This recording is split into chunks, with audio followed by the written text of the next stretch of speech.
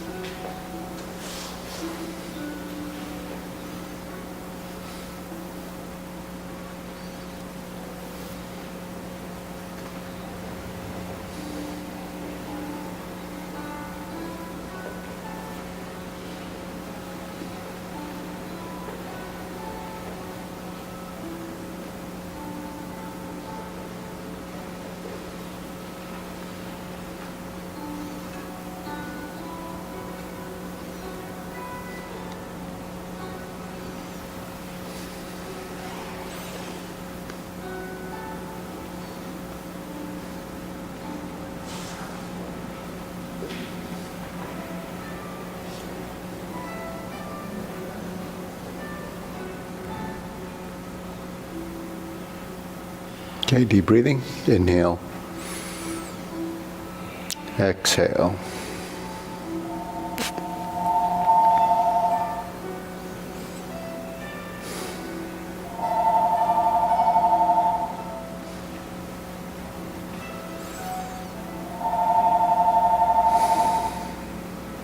Okay, so what time is it?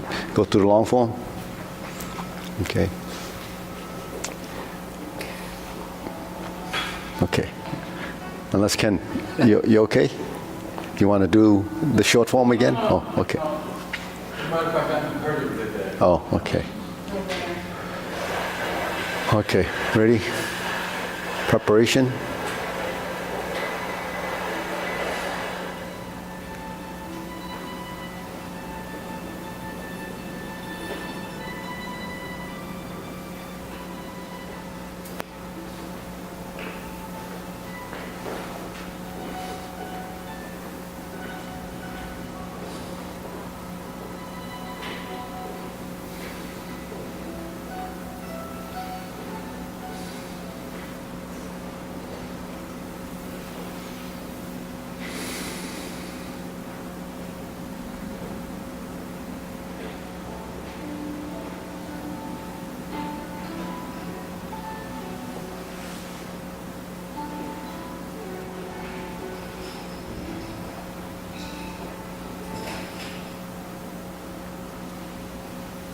Stalk flaps wings. Brush knee 4 times.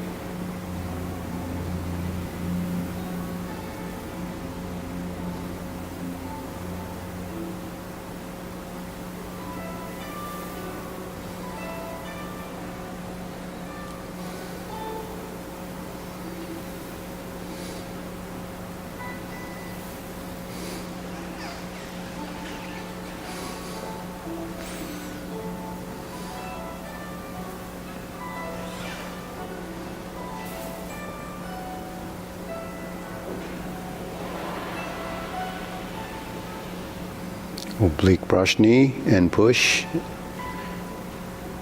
Second oblique brush knee and push on the left side.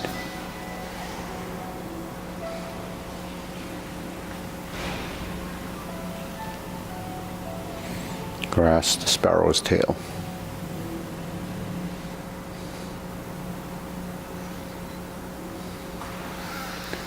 Single whip, oblique, the fist under elbow.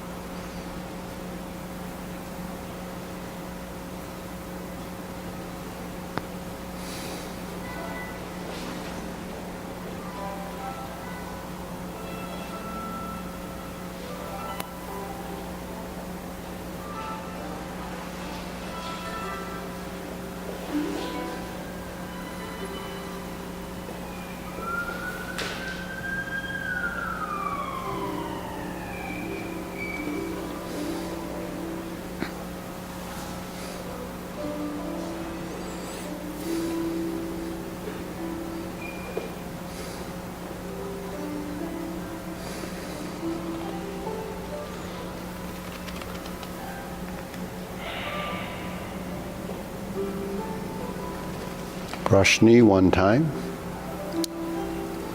Insert needle.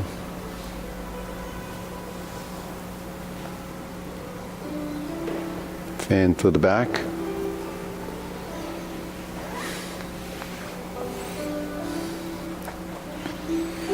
Stroke down, parry and punch. Step backwards, retreat. Form the fist. Divert, block, and punch.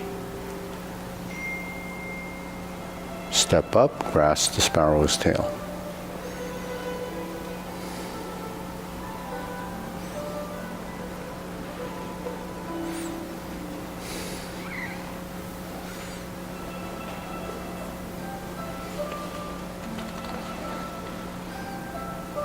Cloud hands.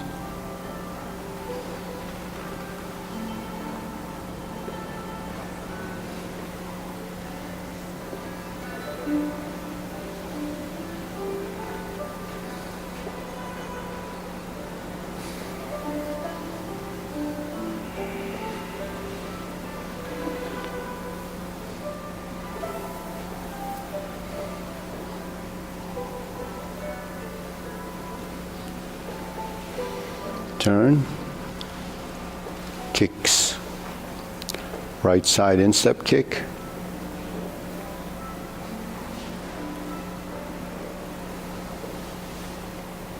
left side kick,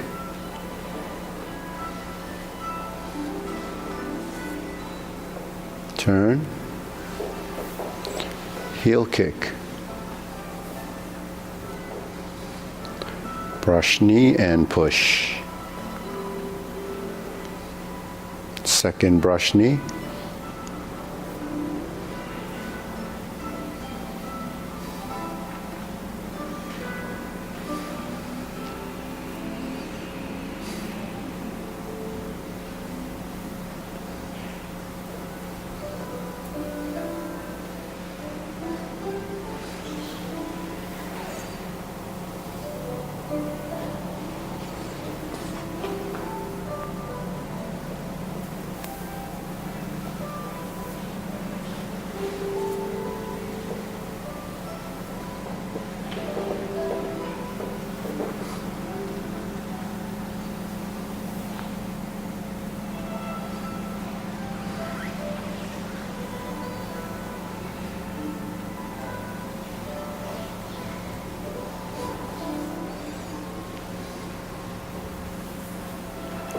Right heel kick, the two punches to the ear.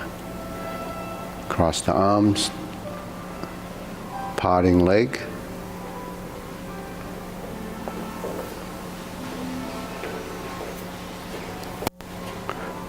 Parting leg.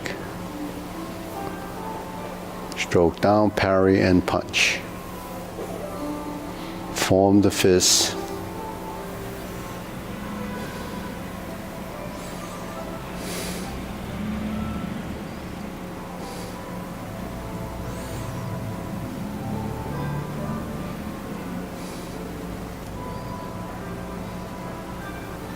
Bring it down, pivot around, carry tiger to the mount.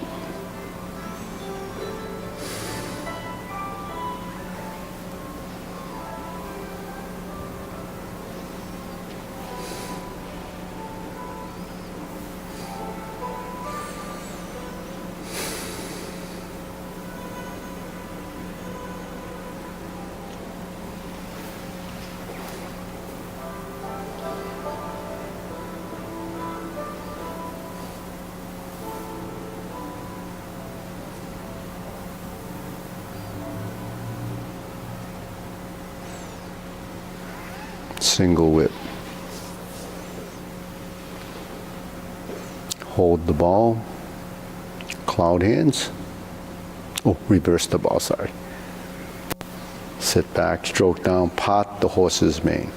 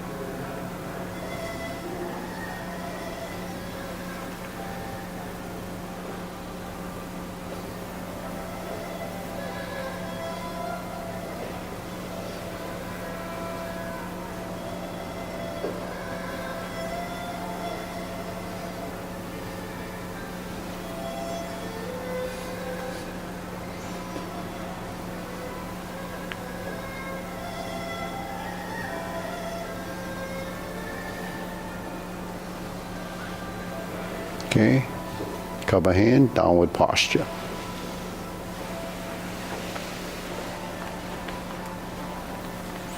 Golden cockerel.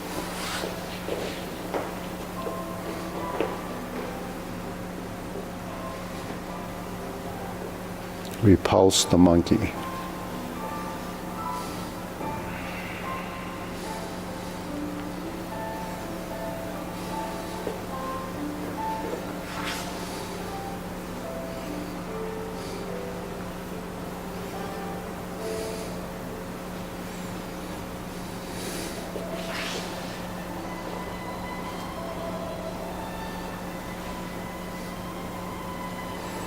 Carry tiger to the mountain.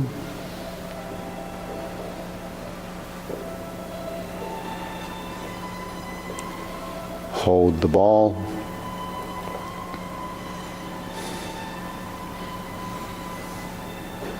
Step up, raise the hand.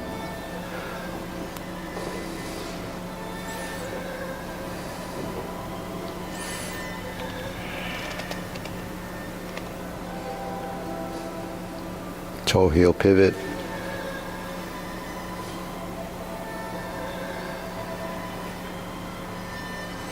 Insert the needle. Fan through the back.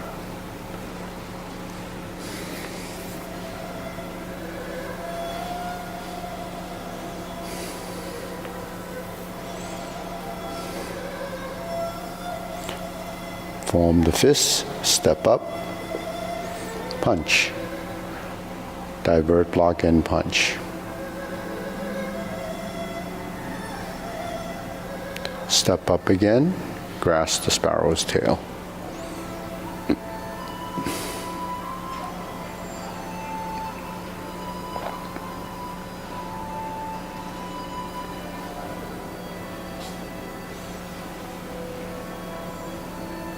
Okay, cloud hands.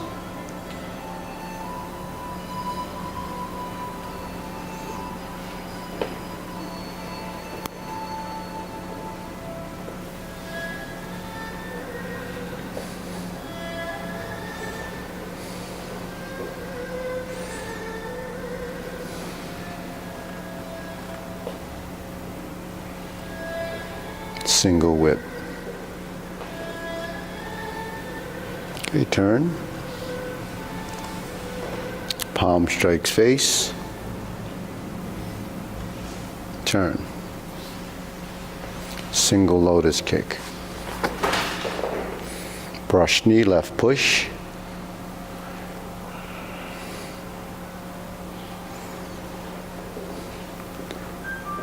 Punch down the crotch. Step up again, grasp the sparrow's tail.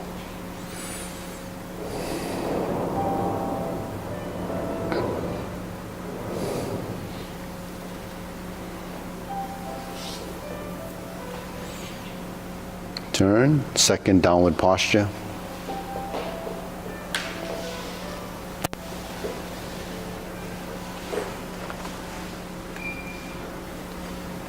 Step up, cross hands, 7-star. Sit back and ride the tiger. Palm strikes face. Turn. Double lotus kick. Draw border shoot tiger. Step up. Palm strikes face second time. Turn, parry and punch. Set up, high pat the horse. Turn. Grasp the sparrow's tail. Single whip.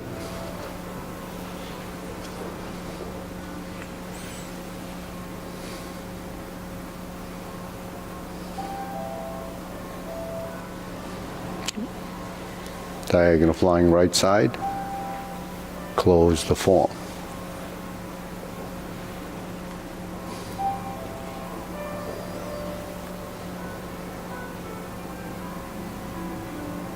Okay, deep breathing, inhale, exhale.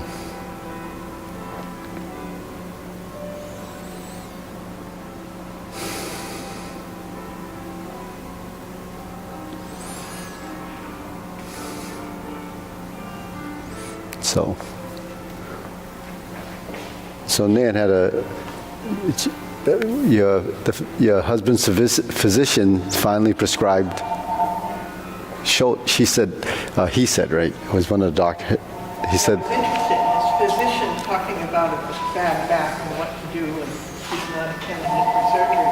At the very end, he said clinical trials are indicating that Tai Chi may be helpful. That's from a medical doctor. For shoulders, right? Quite a renowned one. He was the one interviewed on WGBH during the pandemic. He was quite prominent in talking about. Do you remember his name? Bitten. Asaf Bitten. So is your husband going to join us now? Because what? Is your husband going to join us now? Because I wish it's tough. You know, he sort of, I think he sees it like ballet. Sure. You know, it's like, I can't do that. I don't do that. I'm with him. I see it as the dance too. Sorry. You get what you get out of it, right? Bruce Lee did Tai Chi, right? No, not so much. He was more of on a physical. He might have dabbled it. Yeah, Tai Chi's, well, we think of exercise as, something that's prescribed. So we think mostly exercise is a cardio thing or muscle building or muscle strengthening or muscle, or even exercise to lose weight, So, that's just how people classify exercise. But, exercise, Tai Chi is an exercise, but what's it an exercise in? It could be a recreation. It could be a mind exercise. It depends on what you're interested in. But if you've done this for 20 years, right, or longer or whatever, then Tai Chi is no longer an exercise for you. What it is become part of you. So if you have done it that long, then you would want to know why, how, and how you can evolve with it. That's how I look at it. It becomes part of you. It becomes a philosophy practically.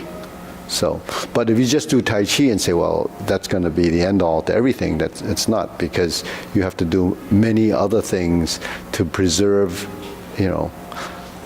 yourself. That's actually what you're doing. When you do self-cultivation, it's because you're the only one that's in control of you.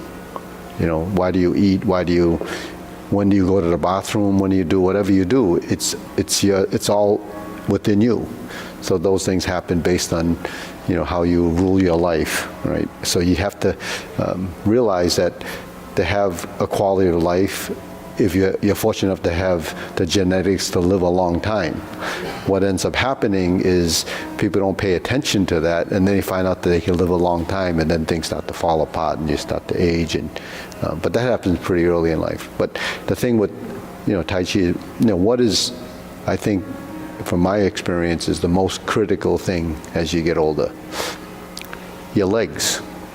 Everybody starts to lose their legs as they get older. You can't stand, you can't walk, you can't bend, you can't. Why? Because we don't use the legs really. We exercise as sports, those are all, that's not a real training. A training is like what you do regularly and often. When you do recreational stuff, it's recreational. You do it occasionally. But, you breathe every second of the day, 24/7. Doesn't matter. To the day you die, you breathe. Why? You need oxygen. You eat several times a day. Why? You need nutrients. When you're hungry, it doesn't help me, right? Well, if I'm hungry, it doesn't help you. We have to know to feed ourselves. So that's why, you have to do all these things to support, the overall health. So it's not just one thing. Sometimes most people that take up Tai Chi that are older, prescribed it, even in China or wherever, they prescribed it when they're maybe somewhat unhealthy. And then they take Tai Chi and they say, oh, that helped me. No, it's not just the Tai Chi, because when they were prescribed Tai Chi, they also told them you have maybe take some of the stress out of your life. You might change your lifestyle, change your eating habits, change all of these things. Then the total change makes it something that you can, modify. So, Years ago, back in 1670, I bought this book. It was this Japanese man, and he became pretty ill, and how he changed his health was, believe it or not, stretching. Just stretching and doing just like the split type things. And he overcame all his health problems by just doing that simple exercise. So all these little things that we do, from swinging your arms, from deep breathing, we just do it and assume that there's some benefit. You don't really understand it, or no one tells you about it. But it's a total body movement. It's changing your breathing habits, using your lungs properly, using your body properly, balance, so you're from that simple exercise from the bottom of your feet to the top of your head is involved. Right? So those kind of things are things that we take it for granted that we can do it, but what are you getting out of it? So that's kind of important to understand. But if you're doing them, we do them during and in between some of our movements. But you can do that any time in the day. You can do that any time in the morning. If you're not coming here, you can do them. But will you do that? You won't do that unless you think it's part of the routine. But if you're doing it because it's an exercise, or it's a type of thing that you might want to swing your arms, and coordinate it with, because now it becomes a feeling, and you're standing and you're doing it. We do this for an hour and a half. We're standing up doing a bunch of movements. So we're just by standing alone, we're doing something. People stand all day working at a supermarket or something at the register, but that standing's different from what we're doing. We're standing, so it's because we have a sensitivity and a reason to stand. When you're working, you just have to stand, so that doesn't become the same thing. Because everything that we do has a level of consciousness. So the difference between ballet and what we do is a consciousness and an intent of movement. So an intent of movement, not necessarily to go out there and use it in self-defense, which most people are not even interested in that side of it. It's really for functionality of your body, to be able to use your body the way it's supposed to be used. How to avoid all these joint problems. And joint problems, you would say, well, it's overuse. Like your tires. You drive too many miles, you got to get new tires. That could be true, and they wear out faster if you have a misalignment, right? So the same thing happens to your body. It's not how many miles you put on the joints, it's how you use your joints and how aligned and misaligned they are. Because everything's driven by your understanding. So most people, the body is pretty stupid, really. It doesn't know anything. Your body has to be taught. So what we teach it bad habits throughout life, until when you get to a certain stage in life, you say, well, I'm going to fix that, but how can you fix it? You have to change the habits. So that applies to everything that we do. Everything that we do, the type of food that you ate before and the type of food you have to change the habits because of what you may have liked, but most of it was probably bad. So now you have to kind of reset and then start again. So when I was younger, and people asked me, like when I first opened the school, people asked me, what kind of diet you on? Well, that was 27 years ago.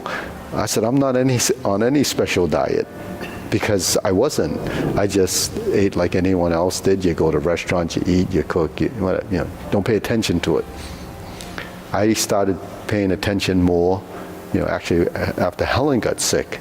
So I paid attention a lot more to the type of food and why you need to eat this, why you need to eat that. And now today, there's all this science going on now, eat for health, right? Didn't Wendy Truebell, I think she made an impact on you, didn't she? Didn't she Who? get you off of sugar, Wendy Truebell? No, she didn't get me off. I was off of sugar since I was 16. Oh. I stopped drinking Coca-Cola way back when, and actually, Helen was a pretty good baker, and she made all this stuff, and I wouldn't eat it. All the kids would eat it, would go to parties, everyone else would eat it, I wouldn't eat it. And she said, he only eats for sustenance. But actually, I enjoy food, but I just don't eat a lot of pastries and sugar and stuff like that. And so I what's that? I eat enough for both of us. So it's not.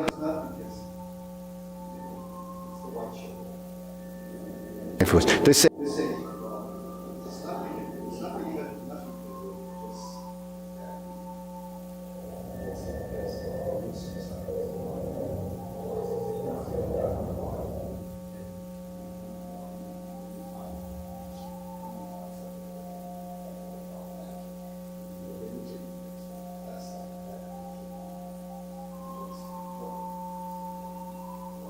But even though people run through, I don't know people. That's just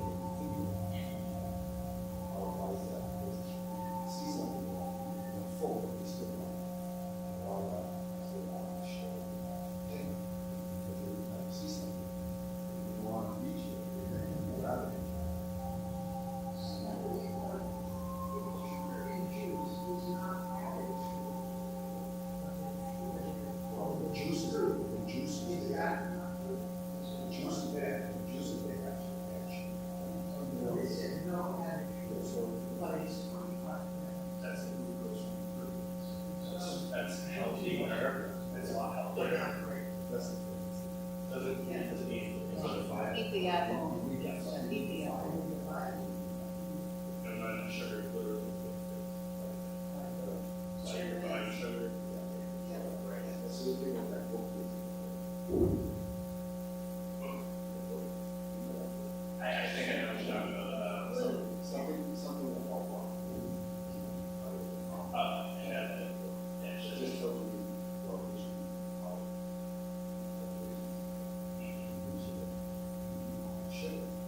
That's changed. Yeah, it's a lot of places. Yeah, it's not for sweetness, it's substitute.